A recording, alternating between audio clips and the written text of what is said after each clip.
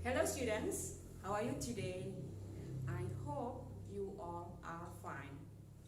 Welcome to my English class with me, Mem Retno.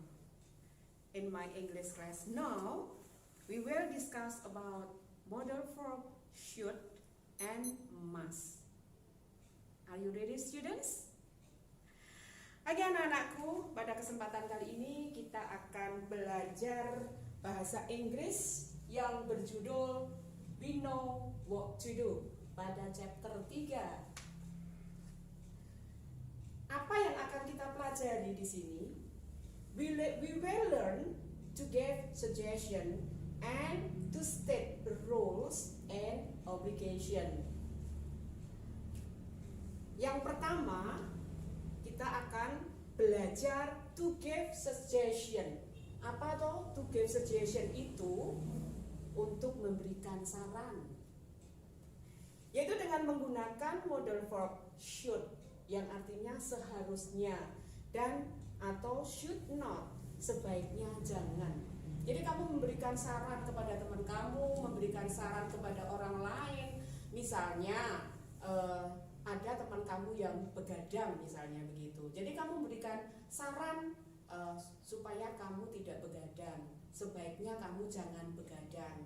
Seperti contoh pada berikut ini. You should speak politely. Kamu seharusnya berbicara dengan sopan. Apalagi terhadap orang yang lebih tua dari kamu, terhadap orang tua kamu. Jadi you should speak politely. Kemudian bisa juga kita kasih contohnya lagi. You should not throw the rubbish anywhere. Kamu seharusnya jangan membuang sampah sembarangan. Di sekolah, di rumah, di tempat kamu dolan, tempat kamu bermain dimanapun. Nah, jadi kata should di sini, kata should di sini, kata should not di sini itu adalah untuk to give suggestion. Jadi untuk memberikan saran. Seharusnya atau sebaiknya jangan.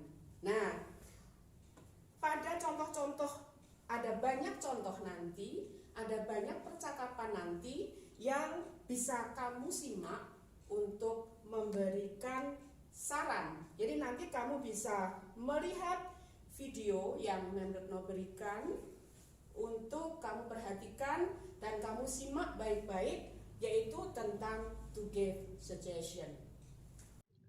Hello students, now I want to explain about suggestion. What is suggestion? Suggestion di sini maksudnya untuk memberi saran atau nasihat. Modal verb yang dipakai adalah should yang artinya seharusnya dan should not artinya sebaiknya jangan.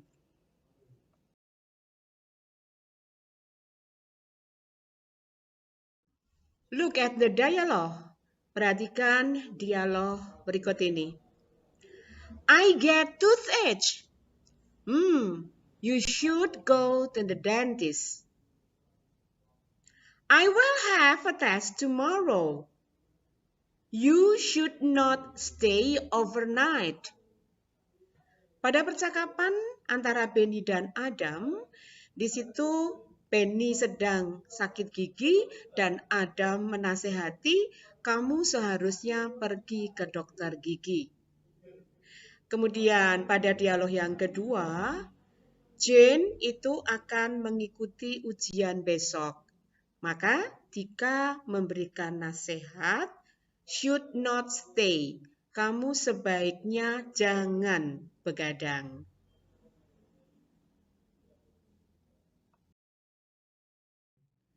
Pay attention at the pattern to give suggestion. Perhatikan pola yang dipakai untuk memberikan saran atau nasihat. Kita lihat di polanya. You should go to the dentist. You di situ subjeknya, kemudian should diikuti dengan verb 1. Kamu seharusnya pergi ke dokter gigi. Kemudian negative sentence, Jane should not stay overnight. Should not, kemudian diikuti stay. Stay di situ adalah verb 1. Jane sebaiknya jangan begadang. Kemudian interrogative sentence, should Andi speak politely? Should diikuti subjek, kemudian verb 1. Do you understand what I explained? I hope that. Dan kemudian berikutnya yaitu to state rule and obligation, untuk menyatakan kewajiban dimanapun. Jadi pasti akan di suatu tempat, di kamu sekolah ataupun di kantor, itu pasti ada yang namanya kewajiban. Nah, kita menggunakan kata must yang artinya harus dan must not itu dilarang. Nah, sekarang kita lagi di Indonesia lagi di masa pandemi. Nah, pasti mempunyai ada aturan-aturan yang harus kamu patuhi. Harus ada larangan-larangan yang kamu harus patuhi. Nah, contohnya, you must wash your hand. Berarti kan kamu harus mencuci tanganmu. Harus. Karena untuk menjaga kesehatan kita, supaya jadi kita harus mencuci tangan dengan sabun di air yang mengalir. Nah, itu aturan untuk di era new normal di pandemi COVID-19. You must not go to the crowded places. Kamu dilarang pergi ke tempat-tempat keramaian. Jadi ke tempat-tempat yang berkerumun. Jadi kamu dilarang. Nah, sekarang kalau kamu di sekolah, ada sebuah aturan juga yang harus kamu patuhi, yaitu you must wear batik on Thursday. Kamu harus mengenakan batik di hari Kamis. Jadi itu harus, tidak boleh dilanggar. You must not bring handphone to school. Kamu dilarang membawa handphone ke sekolah.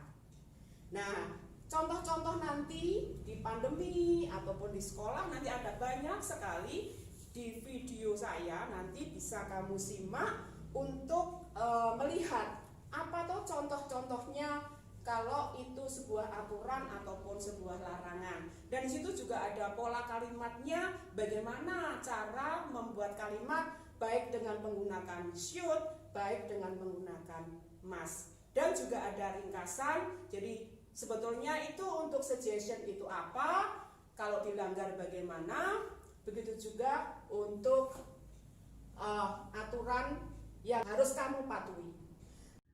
Okay, student, we continue the next subject about obligation. Obligation adalah kewajiban atau keharusan. Dan model verb yang dipakai pada obligation adalah must, yang artinya harus, dan must not, artinya dilarang. Anak-anakku, kali ini kita sedang mengalami bencana non-alam, yaitu COVID-19. Ada banyak keharusan atau kewajiban yang diterapkan dan harus kalian patuhi. Kita lihat contoh-contoh berikut ini. You must always wash your hands. Kalian harus sering mencuci tangan. You must keep distance. Kalian harus jaga jarak dengan orang lain. You must not touch your face. Hindari menyentuh mukamu. Apalagi kalau tangan kamu kotor ya. Hindari menyentuh mukamu. You mustn't shake your hands. Hindari jabat tangan. You mustn't go to the crowded place.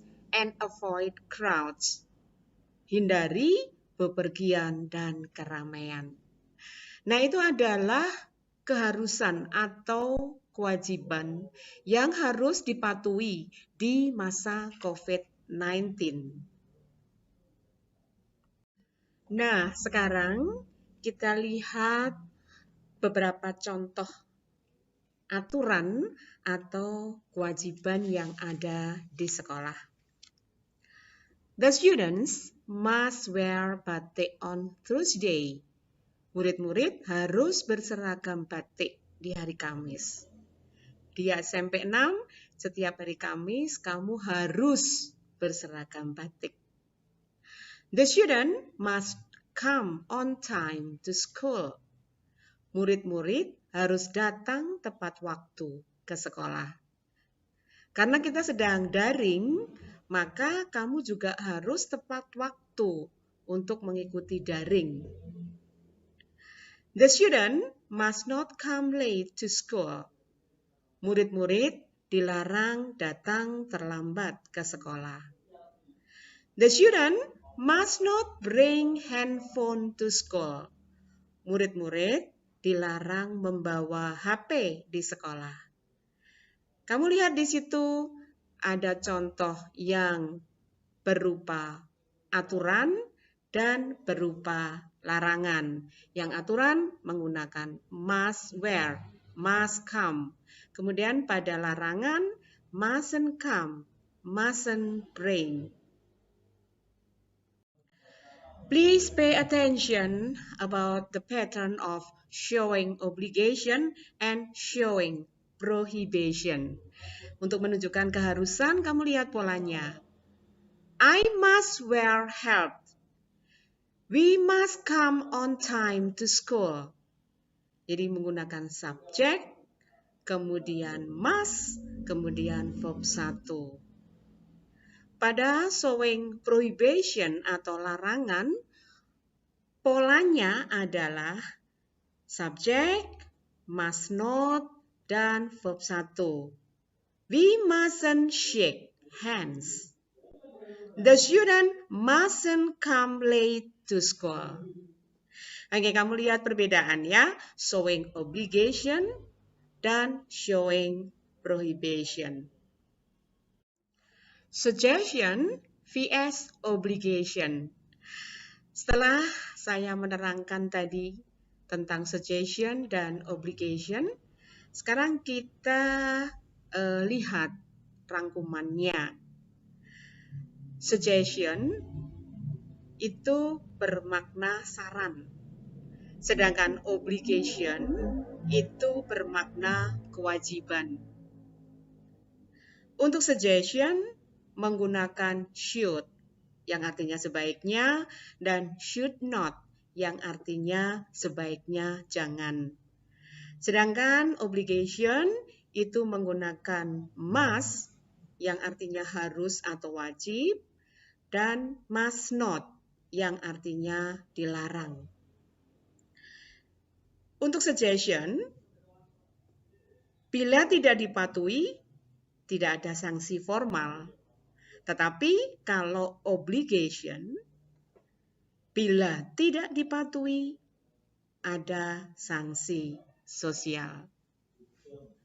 Sudah jelas ya perbedaan suggestion dan obligation. Saya kira cukup untuk keterangan ini. Semoga aja anak-anak semua paham dengan apa yang sudah kita bahas pada session kali ini. Thank you for your attention. Don't forget to like and subscribe of my YouTube. Thank you.